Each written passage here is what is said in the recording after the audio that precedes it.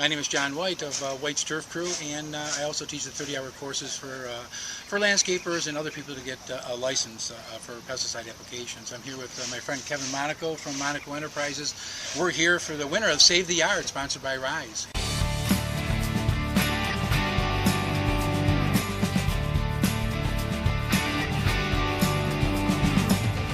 Hi, my name is Nathan Smoka. Hi, I'm Liz Smoka, and this is our daughter Isabella, who's trying to say her own name here.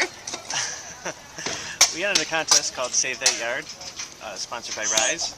I entered the contest to improve the overall look and curb appeal of my house and to provide a safe place for my daughter to play.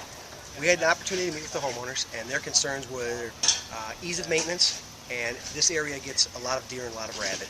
So there was a lot of plants that they currently had that were damaged by the deer and the rabbit this past winter. So we removed everything in the front yard, planted a number of things with a lot of color, a lot of flowers that are deer and rabbit resistant.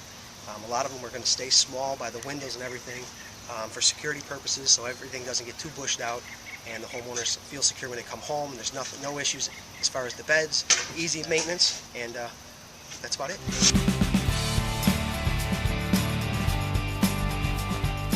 I'm glad we had this opportunity to talk to Nathan at this point, because there's a lot of cultural practices, things that a homeowner can do to help themselves when a new planting or a new grass seed is put in. And one of the biggest things is that we do is watering. Watering's huge. If you put a plant in, it needs water to survive. And a lot of people say, well, you know, I water my lawn, which is a lawn turf is considered a plant also. You need to cut it at 2.5 to 3 inches. As high as you keep it mowed is how deep the root systems are to search for water and keep its color. Scalping it at this time of year will turn it brown and make the color. You'll lose your color completely.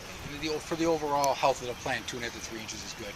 And the other thing is you're going to have brand new plants, so you're going to have a real nice landscaping up there. So keeping a small plant in a small yard is going to be important. As it grows, it's going to be a medium plant in a small yard, and then so pruning, keeping it pruned is going to be important.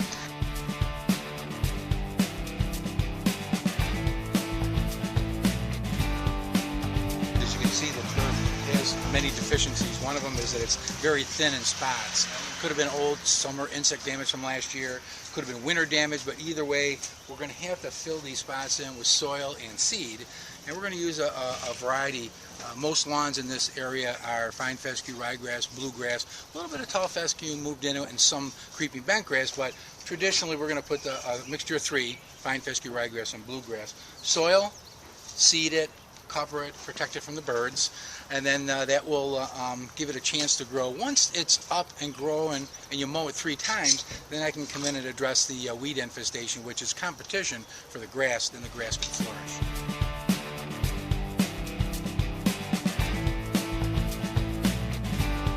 What we're doing right here is applying a product that's actually is a weed barrier, like the plastic that you put down, but it's a product that disperses. It's a granule, you can walk right at it when you're done, and what it does is disperses and sets it a barrier, so when the weeds or the grass try to germinate, it stops the germination.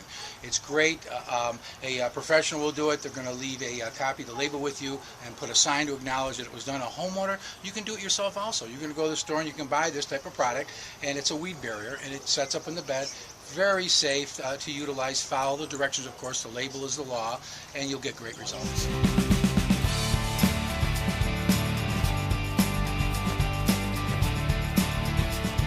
What we're going to talk about is the plants. They're actually putting the plants in right now. There's a lot of things they can do to help themselves to keep these plants healthy, and we talked about pruning them. Insects, we get a lot of spider mites, a lot of mites on the plants, especially the junipers. We're going to get aphid activity. And actually right now, which is a couple weeks earlier than normal, is the jab beetle activity has started. And but we've purchased, Kevin from Monaco Landscape and did a fantastic job with a selection of plants. Location is huge. You put the junipers on each side of the porch. They're going to have to be pruned down. We got a small tree in a small front yard. In another 3 years, it's going to be a medium tree in a small front yard. And if you don't touch it, it's going to be a larger tree in a small front yard, which is going to start taking over and getting out of hand. So keeping it pruned back is going to be important, also for the overall health of the plant. The daylilies they're putting in right up front is for color, as you can see. Did a really nice job with that. They're clumped together so we can get some nice color with them. And again, watering is going to be really important cultural practices for them. They're going to start wilting. We do get 80, 85s here, and sometimes 90s in Buffalo. So cultural practice such as watering is very important.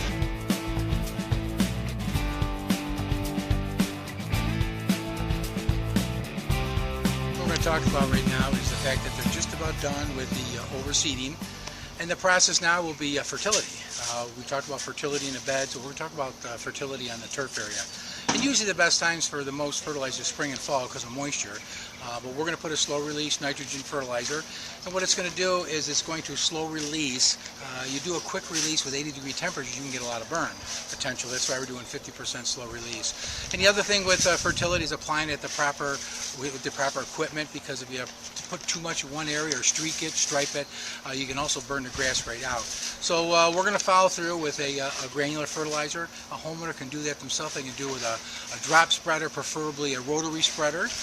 You can purchase it at any store, but you also do it with a handheld one. This is not a big yard, and you can get success doing it with a handheld spreader that spreads it out vertically. It does a nice job with it. He's putting down some coverage right now. What it's going to do is protect the seed from the hot weather and from birds. And it also has a fertilizer in it, which is going to help it grow, because it needs nutrients for the plants to grow. There are nutrients in the soil, but there are some nutrients that a fertilizer has, with the nitrogen, the phosphorus, and the potash, that's going to assist with the development of the plant.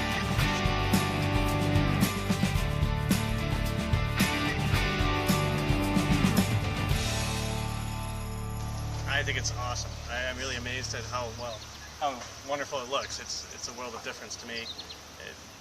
I'm almost proud to. I'm gonna have to say I did it myself. Good answer.